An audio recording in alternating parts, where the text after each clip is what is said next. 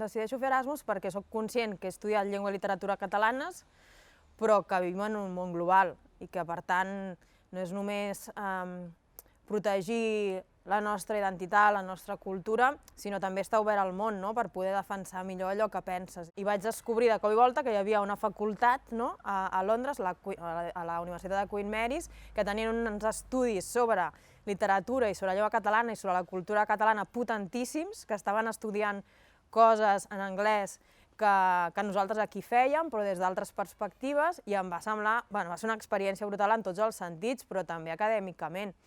I per tant, jo crec que va ser una mica aquesta sortida al món, i després el que va venir després au pair, bueno, va ser una altra experiència. Vaig viure en una família anglesa i em va anar també molt i molt bé, perquè si no, no tindria el certificat d'anglès. Vull dir que servint cafès i cuidant nens vaig aconseguir el nivell d'anglès que tinc.